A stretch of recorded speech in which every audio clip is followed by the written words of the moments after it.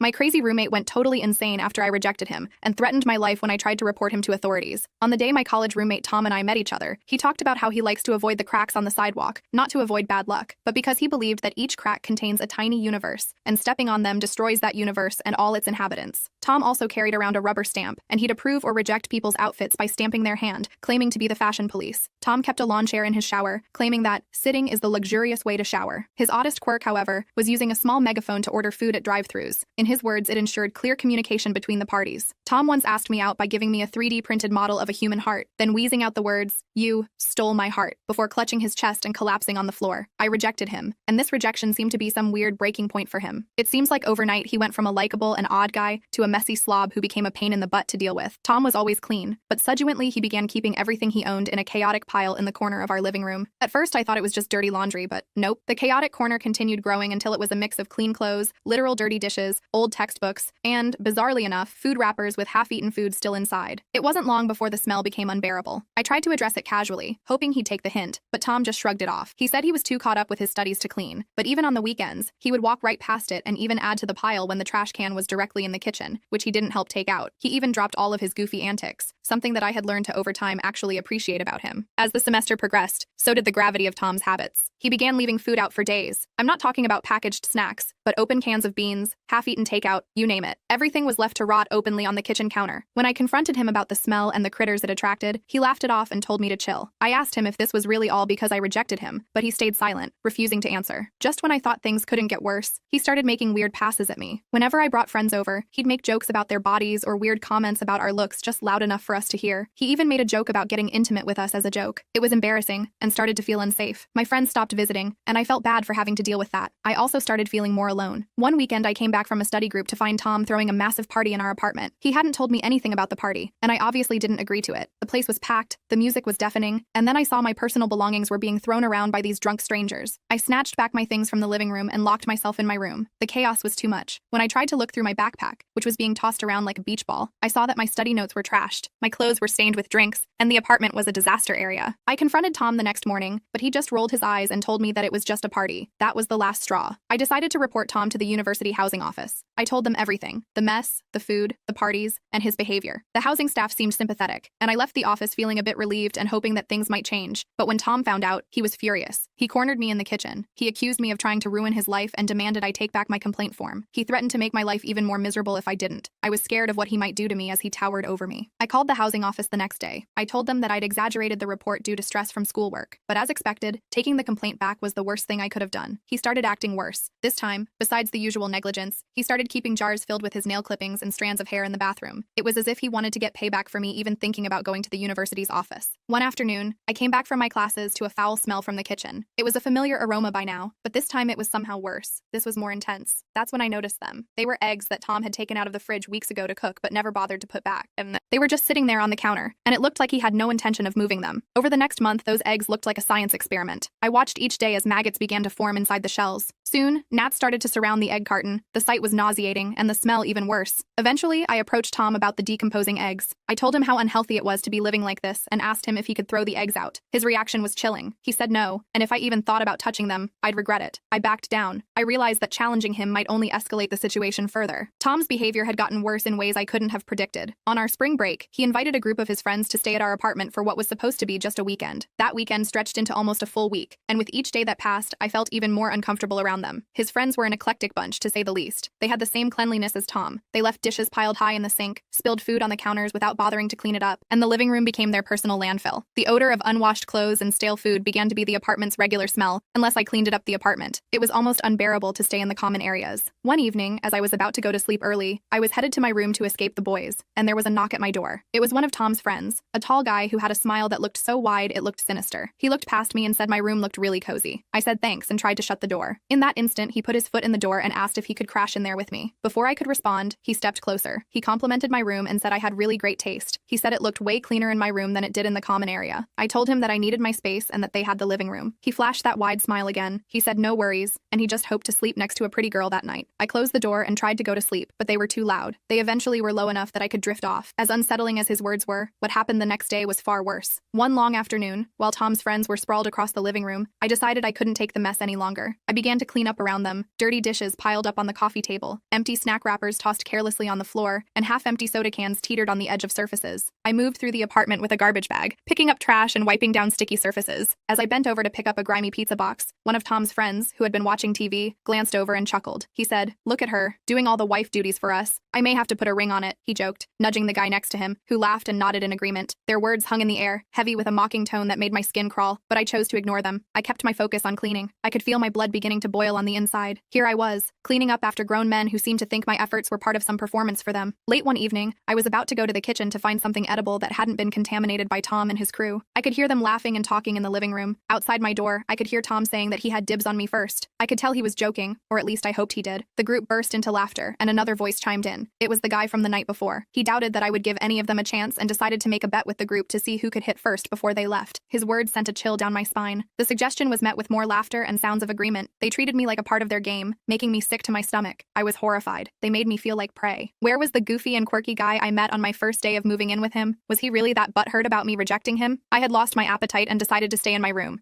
I locked the door and pushed my dresser against it for good measure. My heart pounded against my ribs, and I broke out into a cold sweat across my forehead. I knew I couldn't get much sleep that night. I couldn't even go to the university housing office to file another complaint because they were out for the holiday. I couldn't call the police because what would I tell them? Arrest these guys because they made me feel uncomfortable and present no proof but word of mouth. And I knew if I told on Tom, he would continue making my life a living hell. That night, the apartment felt more like a prison than ever. Every noise felt like a potential threat. Every laugh or shout made me jump. I stayed awake, lights off, sitting against my bed with my phone clutched tightly in my hand. I texted my friend about what was happening. They offered to come and get me, but the thought of walking out past them in the middle of the night was too terrifying to consider, especially after how he treated my girlfriends before. I could only imagine what his friends would do to them. As the hours dragged on, the sounds from the living room eventually faded as they fell asleep one by one, but I still wasn't comfortable going to bed yet. By the time dawn broke, my eyes were gritty from lack of sleep, and my body was tense from hours of fear. The next morning, I packed a small bag with essentials and waited for a moment when the apartment was quiet. As soon as I heard the last snore fade away, I slipped out of my room. I unlocked the front door and slipped out without a sound. I didn't return until I got a text from Tom later that day, simply reading, "They're gone." The message was supposed to bring relief, but all it did was remind me of how unsafe I felt and how deeply Tom had betrayed my trust by allowing and encouraging their behavior. One evening, I came back to wash my clothes and continue staying with my friends for a while. When I got back to the apartment, I found a new addition to his collection of horrors, a small jar containing what looked like teeth. I couldn't tell if they were human or animal, but that sight was the final nail in the coffin. I couldn't live like this anymore. I was determined to put an end to this, so I started gathering evidence. I took photos and videos of the apartment's condition and his bizarre collections and recorded audio of his late-night rants and parties. It took weeks, but I carefully documented everything. I wanted to make sure I had undeniable proof of the living hell I was going through. One Wednesday afternoon, I knew that Tom was going to have a 3-hour lab. I decided it was the perfect time to gather more evidence from his room. I slipped into his room, phone in hand, ready to document every bizarre and disturbing detail. The room was a horror show. Dirty laundry was piled high in one corner, old food containers stacked in another, and the infamous jars of nail clippings were lined up on a shelf, each labeled by date. I began taking pictures, the camera shutter sound muffled by my thumb pressing firmly on the speaker. I moved carefully, making sure everything was left exactly as I had found it to avoid any suspicion. As I was crouched down, photographing a particularly moldy sandwich that had been left on the floor, I heard the front door of the apartment swing open with a creak that spiked my heart rate instantly. Panic surged through me. Tom was home. The lab must have ended sooner than expected, or maybe he skipped it altogether. My mind raced as I scrambled to think of an excuse for being in his room. I quickly tucked my phone away and stood up, trying to look as casual as possible. I straightened a few items on his desk, pretending to be tidying up a bit, something he knew I did compulsively in the shared spaces, hoping this would cover my real intentions. Tom's footsteps approached. I held my breath, praying he would head straight to the kitchen or bathroom first. Fortunately, the universe was on my side for once, and I heard the fridge door open, and then the familiar sound of him rummaging through it. Seizing the moment, I slipped out of his room just as quietly as I had entered. I closed the door with the faintest click and made my way to the living room, picking up a book from the coffee table and trying to appear engrossed in it as Tom finally came into view. He jokingly asked if I was doing some spring cleaning, and I told him that I was just keeping busy, trying to sound less nervous. He let it go and went to his room. I breathed a sigh of relief. I finally had everything I needed. Armed with my evidence, I went back to the housing office. This time, I was adamant that I wouldn't be swayed into retracting my complaint. I laid out everything, from the photos of the rotting food to the recordings of his unsettling comments. The housing office was horrified. They acted swiftly this time. Within days, an official inspection was conducted, and Tom was found in violation of multiple housing policies. The evidence was overwhelming, and finally Tom was escorted out of the apartment by campus security. I was moved to a new dorm room, one where I had no roommate. The university apologized for not taking more immediate action and assured me that they would review their policies on handling such complaints. Looking back, I learned a lot about standing up for myself. It was a nightmare scenario, but enduring it and fighting back taught me about resilience. I'm in a better place now, literally and figuratively. I've since focused on my studies and am looking forward to a peaceful rest of my academic career.